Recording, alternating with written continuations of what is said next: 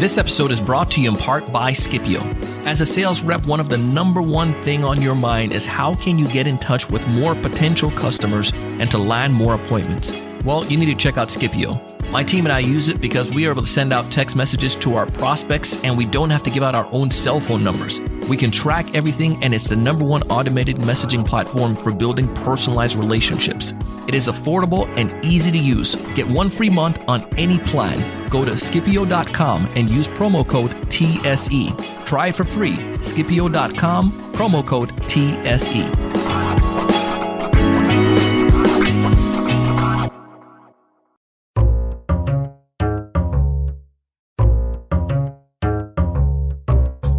I had a conversation with Annie Ruggles recently, and one of the things she spoke about was how can we ensure or help small business to thrive and succeed coming out of the pandemic. As you know, we've been playing different episodes for you and talking to different guests who are sharing their insights on how we can improve sales going out of the pandemic.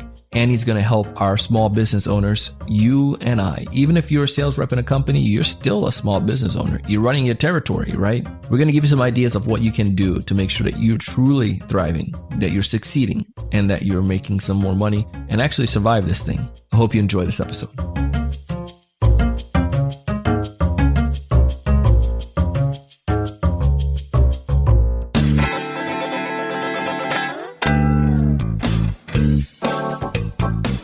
Hey, everyone. Welcome to another great episode of the Sales Evangelist Podcast here on TSC TV on YouTube. I'm your host, Donald Kelly,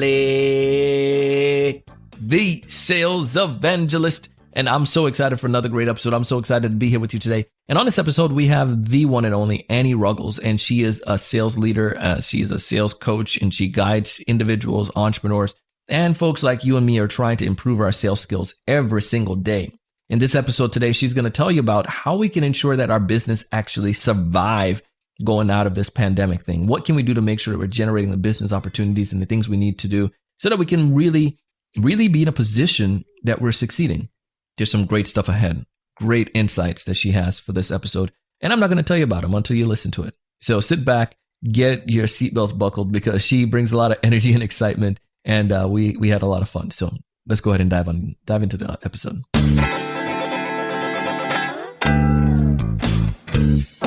Annie, you bring this ball of energy, and I'm excited to have you on the show. Thanks so much for joining me. It is my pleasure to be your energy ball today, Donald. So before we dive in, I bragged about you in a teaser there, but tell us a little bit more about you.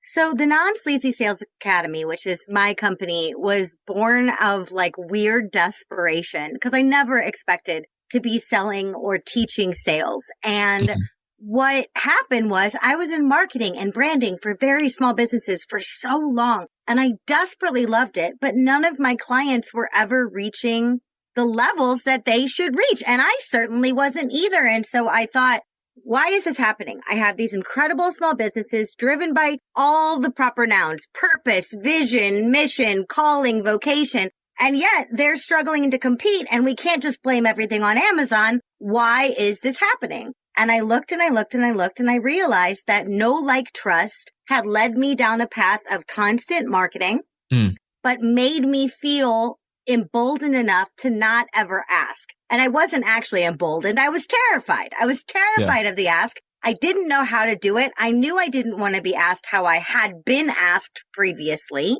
So what was I going to do? I couldn't find the training that I was looking for at the time that really helped me use my empathy and my people skills and my style to sell. So I went out and created it. And now I teach sales avoidant people how to solve problems for money in a way that makes them feel great and keeps their business alive. Ooh, I like that. That sounds like a mission there. That sounds like purpose right there.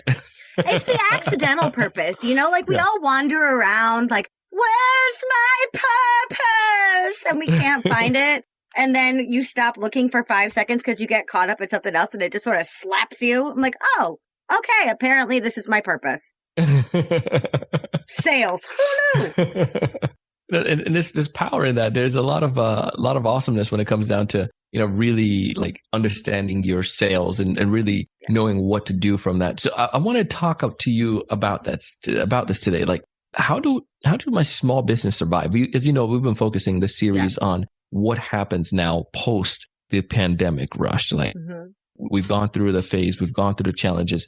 How do I ensure that my business is going to thrive and to succeed? So I want to hear from you. What are some of your thoughts, feelings, impressions on this? Or where should we start? Start with the areas of your selling that you know are not right for your message and delivery. A lot of us cobble together the sales information that we can find. And a lot of it we base on what our competitors have done, what we've been taught to in, the info crack we buy, whatever it is, we cobble it all together. But here's the thing. We don't do integrity or ethics audits on our own stuff a lot. But as you're getting back out there in more visible ways, as we're returning to in-person service and more and more and more, if there are things in your selling system that feel like gimmicks, tricks, arm twisting, that you're talking down to the customer, that you're pushing too hard on a pain point or ignoring the pain point entirely, you no longer have the excuse of COVID to keep those bad habits going. What we have to do in order to survive is give ourselves the gift of that clean slate to look at our selling procedures, identify the places where more education or more skill is needed, focus on those, but don't just keep going for the easy arm twisty fixes. There's no need for that. And the other thing is, we have a tendency as small business owners to sell and to manage our sales folks, to sell to people exactly like us, or to sell to people who love to be sold to how we do.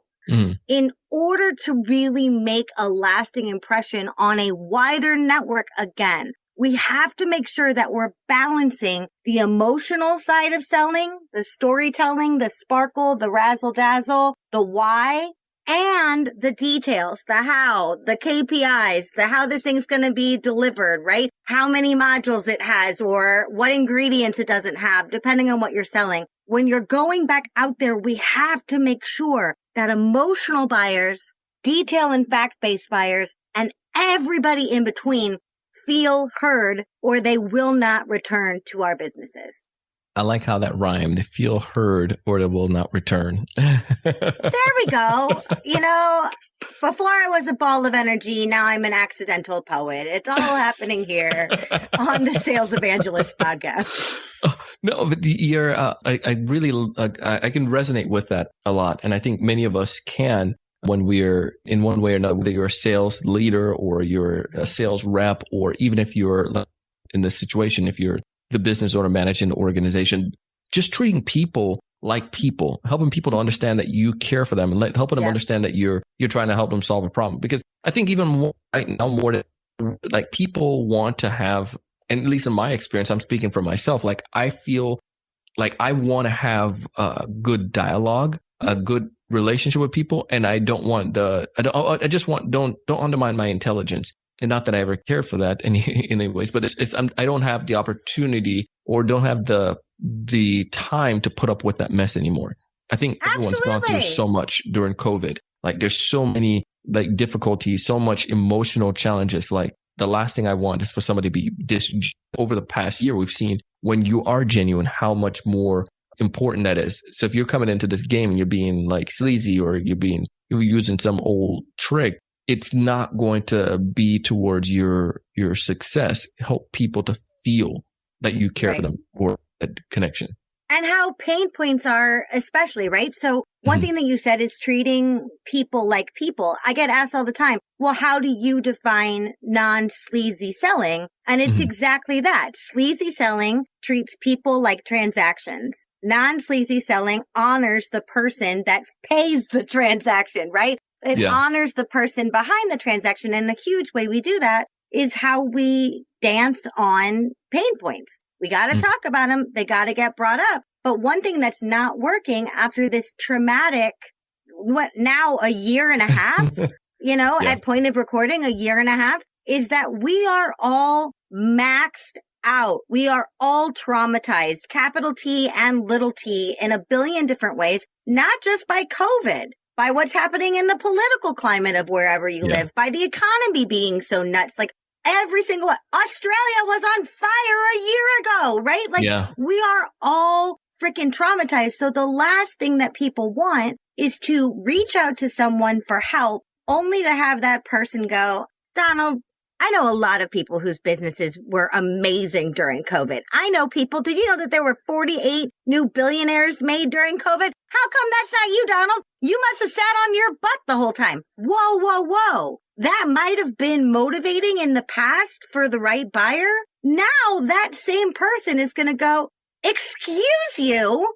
Do you know what I personally have been through? I haven't hugged my mother in 15 months. You're going to come in here and yell at me about not being a billionaire. Are you joking? We're going to find people that are less willing to be nurtured in that way because what they really want now is not the easy button. They're ready to get back into the throw of it, but they want assurances that this is the right choice for them to get back on top or get further ahead than they ever have before. They want to repeat the last part. They want assurances. Right? Trust is more important than ever. Honesty is more important than ever. We hear so much about authenticity. Authenticity is amazing, but the reason why authenticity is important is because it fosters trust. Yeah. Oh my goodness. There's so much that you're seizing on that. I think the sales reps who are, or in companies where they have like those quotas that they are compelled to hit. I mean, everyone, we have those. The one can come back to that idea of looking for ways to build the trust are going to have a better opportunity. But I guess the question now is, we know this, we've heard this before. What are some of the things that people are doing that may be subtle, that's not building trust and they don't realize it, or might be eroding the trust that they have with the prospect? If you have the ability to throw your sales script out the window, please do. The window is shut right now, so I'll close the book. Well, open it up. Take your script. And here's the thing, like you were just talking about, people selling in a pit do not have that luxury. People whose calls are being recorded for quality control don't really have the luxury to just show up however they want. But what I see as a huge point of disconnect, and you've done a lot of episodes lately about listening. Listening is so key here. But what if we could take the spiel that people are expecting and reverse that on its head? I start every single call that I have saying, you have questions about me. I have questions about you. Would you like to go first or would you like me to go first? That totally blows minds. It's the easiest sentence in the world. But what people are expecting, and warily, is the second you get onto any call about a sales call with me, strap in, turn your ears on, because I'm about to word vomit at you for 28 minutes of a 30-minute discovery call and then force you to make an outcome at the end, force you to make a decision at the end. No. Number one, how do you know if you're the right fit for them if you blab the whole time? True. Number two, how do you know which of your offerings to offer them if you blab the whole time? How do you know what metrics are important to them if you blab the whole time? So instead of just saying, okay, we got 28 minutes and I got a lot to cover. You know what? Here's what our clients say. No, stop. Donald, I'm so excited and grateful for your time today. I want to know, without any fluff, what is the most important problem that we can be solving together, and how will you know if we're successful? Great. That sounds awesome. What questions do you have about the process? Right? Let the client have more control, because at the end of the day, we're not driving the car. We're navigating, but we're not driving. So release the reins a bit and relax into listening. And then also, one other thing that we can do is set the boundaries of the clients who aren't right for us. Again, if you're in a pit and you just got to keep picking up the phone, you still know the nightmare client. You still know sometimes that this is not going to go well. Yes, it'll be a check mark on your sheet, but you're not going to get a lifetime investment out of this person. Same thing for small businesses. If someone comes in and if you own a cafe, and someone is coming in and they are treating your employees terribly, do you want to encourage their repeat business? You might. If you're cash strapped, if you have had the worst COVID year ever, fine. But no, long term, I am not going to allow, like Walgreens has signs now that says you are not allowed to harass our pharmacy staff. And by being here, you agree to that. Wow. That's a boundary. Yeah. Right? So what are the boundaries of how you're being treated, how your team is being treated? What are the boundaries of how your skills and services are being used, or how you yourself are as provider are being used? That's what we got to do to get into that trusting space, that loving space, and that very profitable space that's founded in trust.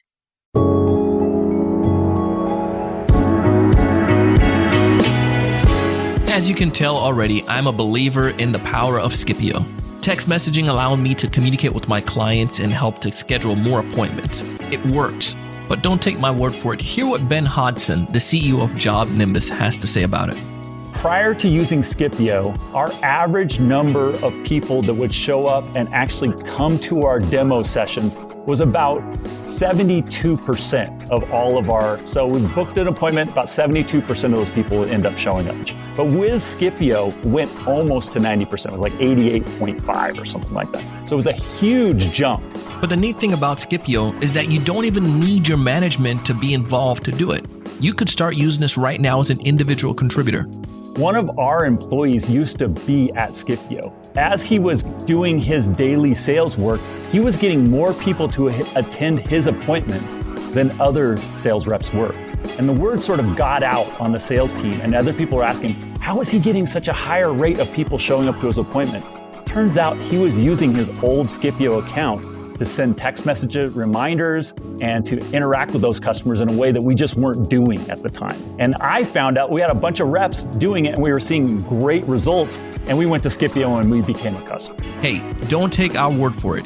You can try Scipio for free for yourself. Go to Scipio.com and you will get 1 month free on any plan. Again, that's Scipio.com. Use promo code TSE100. Again, that's TSE100.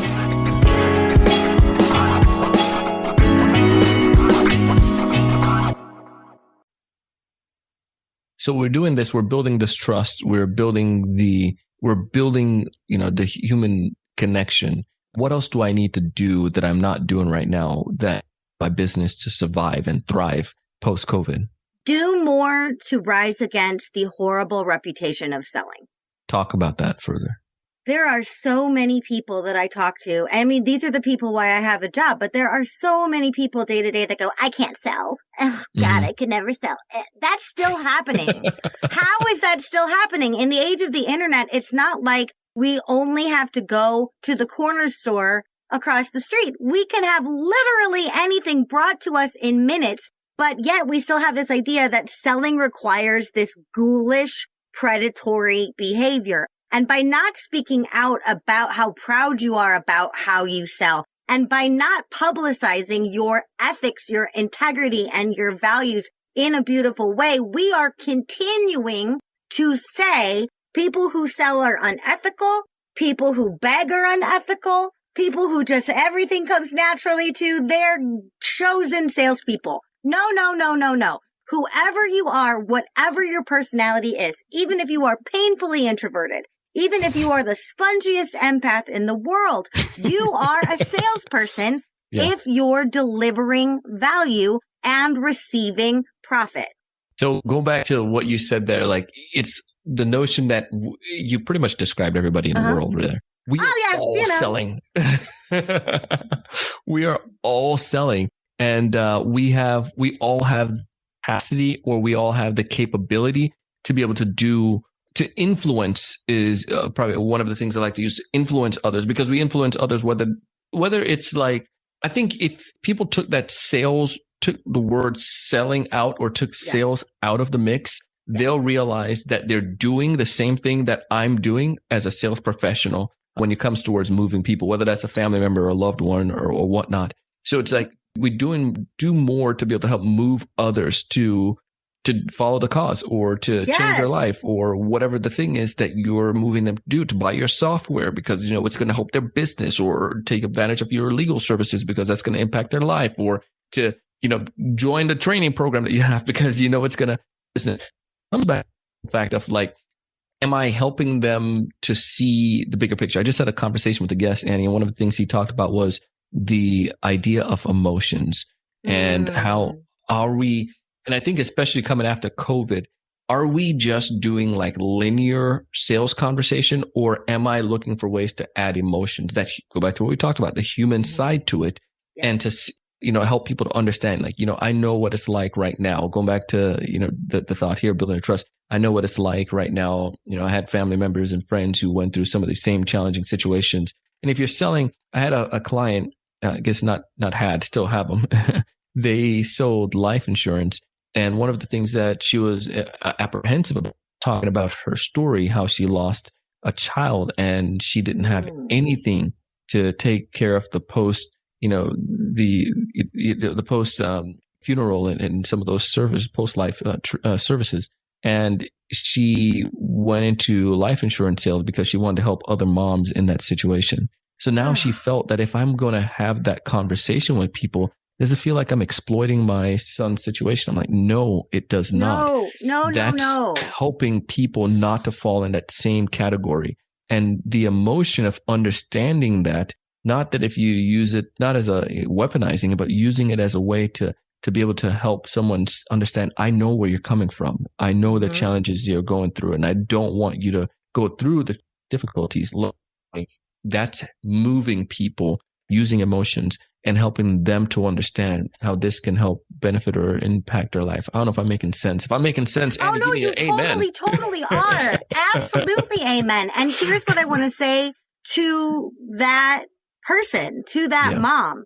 Number one, if you are a parent, you are a salesperson.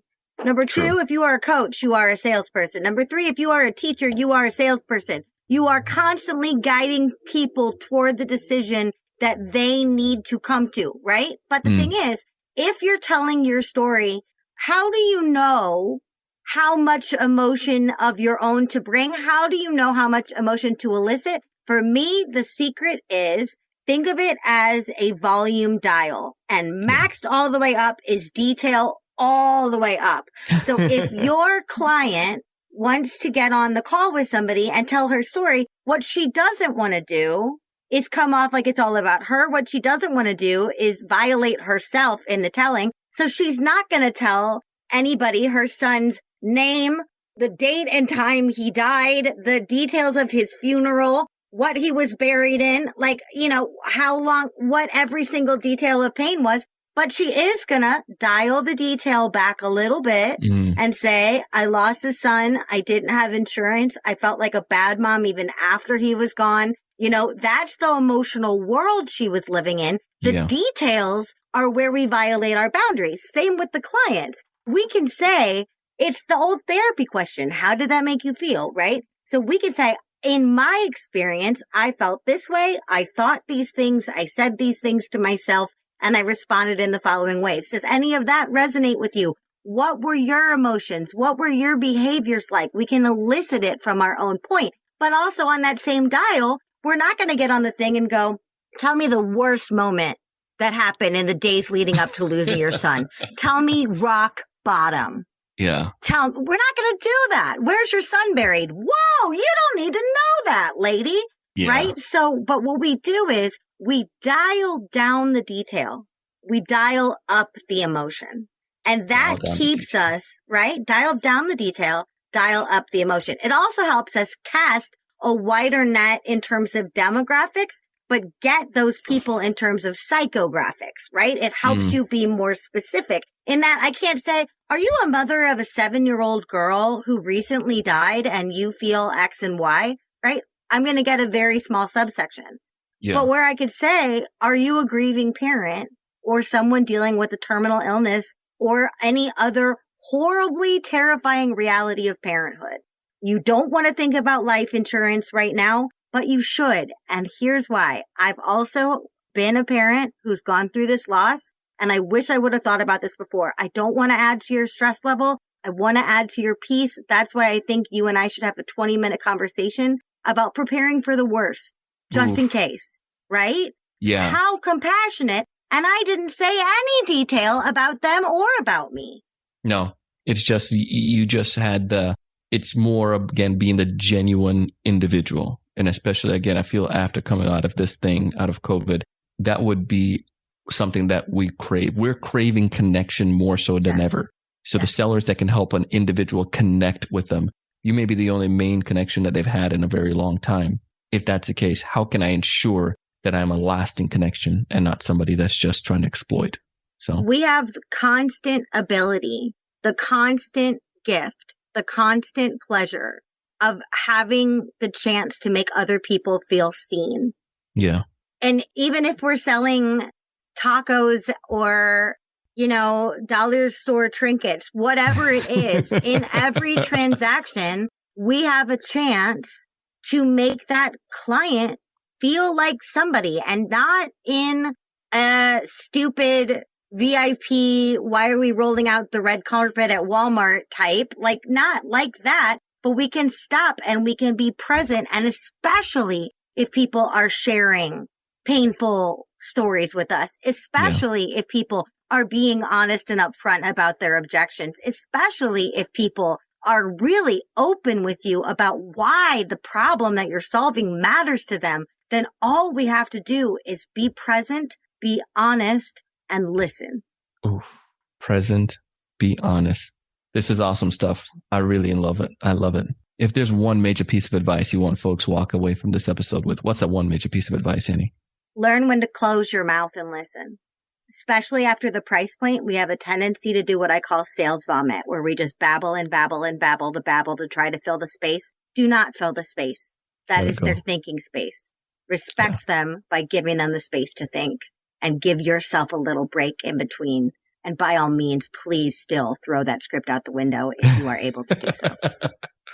Well, Annie, we are so grateful to have you here. We're appreciative of you being on our podcast. If folks want to get in touch with you, what's the best way for them to go about doing so? If you are in an education space, if you are sponging up knowledge, go to my website, AnniePRuggles.com. You'll find my masterclass there, a quiz, every show I've been on, my own beloved podcast. It's all on the website. But listen, if you are in active sales avoidance, if you have something coming up that worries you, do not go to my website. Don't do it. I can't help you as quickly through my website. So what I want you to do is I want you to reach out to me on a platform with messaging. The best two for me are LinkedIn, where I'm just under my name, or Instagram, where I'm at Anniepreneur, ANNIEPRENEUR. Let me know what you have ahead of you. Let me know what you think their objections might be or the areas where you get stuck. I'd love to give you some flash coaching in the moment so you do not go into your next sales call unprepared. Oh, Annie, love this. Thank you so much for taking the time to come on the show today. We appreciate you 100%. It is so wonderful to be here to evangelize sales with you. Thank you for having me. Oh, thank you so much. Listen, that was Annie Ruggles. And if you haven't connected with her as of yet, I want you to go ahead and do so. You can find her link down below if you're watching this on YouTube. If you're listening to this on Apple Podcasts, Spotify, Google, Amazon, or wherever, just go and click on a link. Go connect with her and take advantage of the offer. She told you she was going to help you out if you come into find yourself in a sales pickle. If you want to get some insights or some help from her, just go back to her website. She has a lot of information there. We share all this stuff and we bring folks like Annie on the podcast because we want you to thrive and succeed. We want you to increase your opportunities of being the best sales professional you can possibly be. We want you to generate more business than you ever done before. We want you to find more of those ideal customers. We want you to take advantage of tools. This is why we recommend things like the sponsors who sponsor our podcast are giving you access to their tools to help you to succeed and for you to thrive. We really do want that for you. We want you to get more business done, more deals closed. But most importantly, we want you to raise your level of thinking. We want you to go beyond what you think you can do and go out each and every single day and do big things. Stay tuned for a scene from our next episode. Your people are your best asset. Your brand are your people. And we need to get our people living that customer experience out to our customers, existing and soon to be. Hey, thank you so much for taking the time to listen to the episode today. I appreciate you. You could be doing many other things, but you sacrificed the time to be able to improve yourself and to listen to our podcast, and that means a lot. If you haven't done so already, I ask that you leave us a rating and a review on Apple Podcasts. It goes a really long way when someone can come behind you and hear about the show from someone else and hit subscribe. Thank you if you can do that, and if you've done it already, it would mean a lot. I appreciate you. Also, if you haven't done so already, go ahead and subscribe to our channel on YouTube. You can get the same amazing content, but you get a chance to see us, as well as more tips, tricks, and strategies that can help you compete and to succeed as a sales rep. Our show today was produced by myself and the Sales Podcast Network. It was edited and mixed together by the one and only Mr. Jershon O'Bale. Our show notes today was created by the one and only Rael Ramirez. Our podcast guest coordinator is Mrs. May Marr. Our episode artwork and social media posts were created by Destin Cunado. Our content editor is Michelle Rushman. Our podcast production coordinator is Mrs. Shannon Rasmussen. You can find audio credits to this episode and all of the episodes in each of our show notes. And as always, I am your host, your coach, your mentor, your guide down the sales journey, Mr. Donald C. Kelly, the sales evangelist.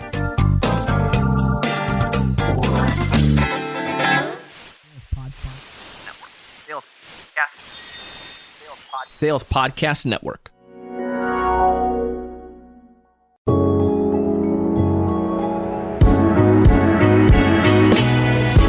Hey, if you haven't done so already, make sure to go over to Skipio.com and take advantage of their offer for yourself. You don't need to worry about getting ghosted by prospects. Skipio is a powerful way that you're able to communicate with your prospects the way that they want to be communicated to.